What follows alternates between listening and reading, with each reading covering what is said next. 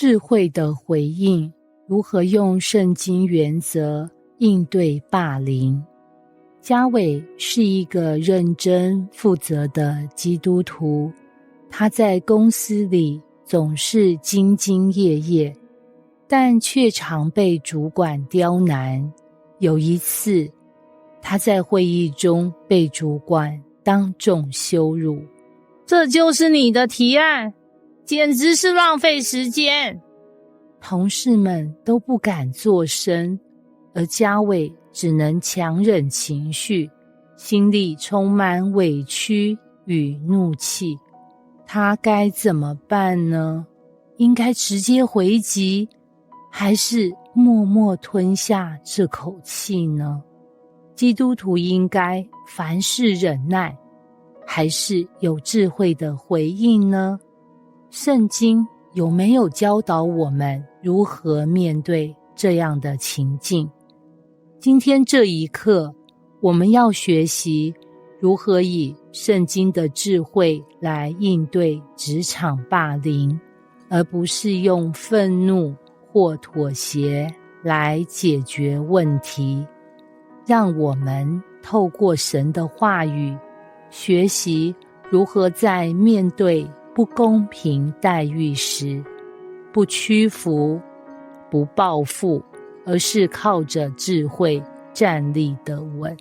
一、避免冲动与怒气，回答柔和，使怒消退，言语暴力，触动怒气。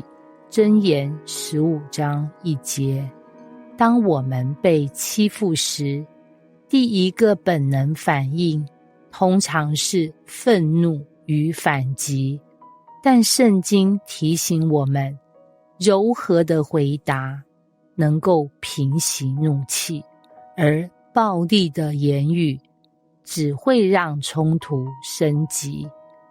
茉莉在会议上提案，结果一位同事当众呛他，这计划根本不实际，你有没有动脑想过？他很想立刻回击，你才没动脑呢。但他想起圣经的话，深呼吸后冷静地说，谢谢你的意见，那你有什么具体建议呢？结果对方反而语塞，不知如何继续攻击他，会议气氛回归理性。当我们用温和的态度回应，会让霸凌者失去攻击的动力，并且保护自己的情绪不被操控。面对霸凌时的智慧应对方式：一、不要冲动回击，先深呼吸，思考如何用柔和但坚定的语气回应。二、不要让对方的话激怒你，因为这正是霸凌者的目的。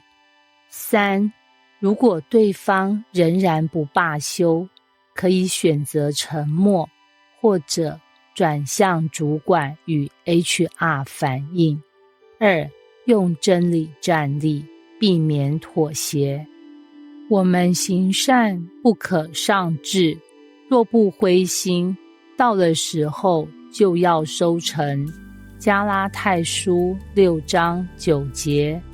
有些人在职场被欺负时，会选择妥协，甚至违背自己的原则，以求自保。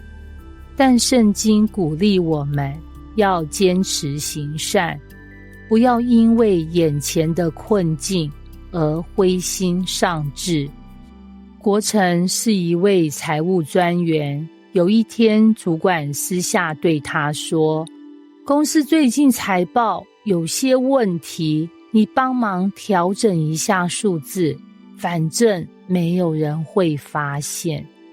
国成知道这样做是不对的，但如果拒绝，可能会失去升迁机会，甚至被主管针对。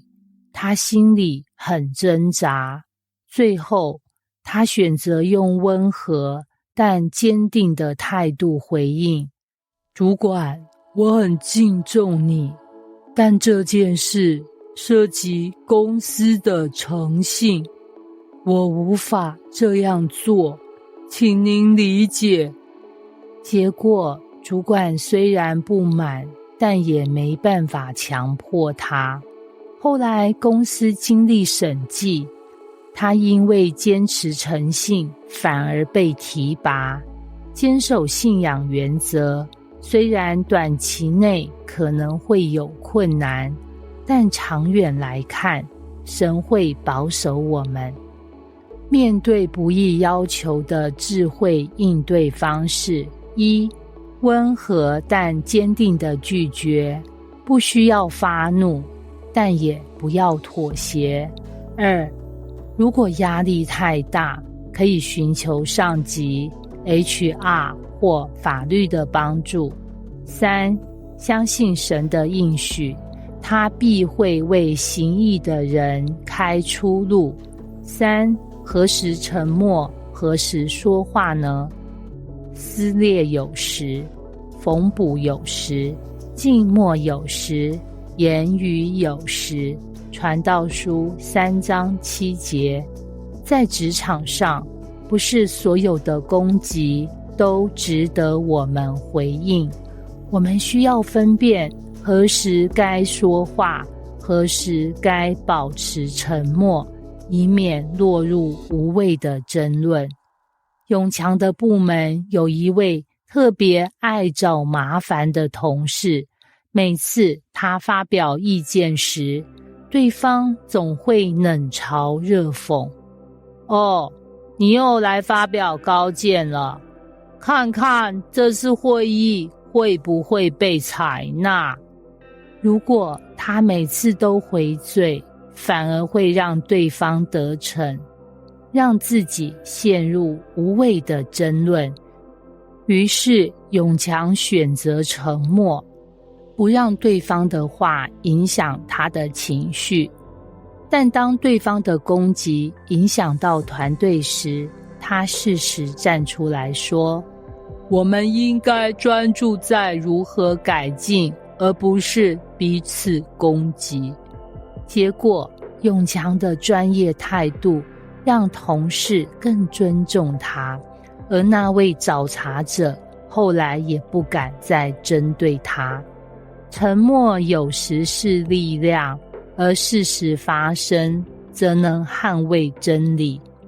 如何判断该沉默还是说话呢？一、如果对方只是恶意挑衅，选择沉默，让他无法继续。二、如果对方的言行影响到你的工作或团队，适时站出来，坚定但不挑衅的回应。三、先祷告，求神赐下智慧，让你的回应充满恩典与果效。结语：用神的智慧回应，而非用血气对抗。职场霸凌是现实问题，但我们不必害怕，因为神的话语给了我们应对的智慧与力量。职场上的挑战无法避免，但我们可以选择用神的智慧来应对，让自己站立得稳，荣耀神的名。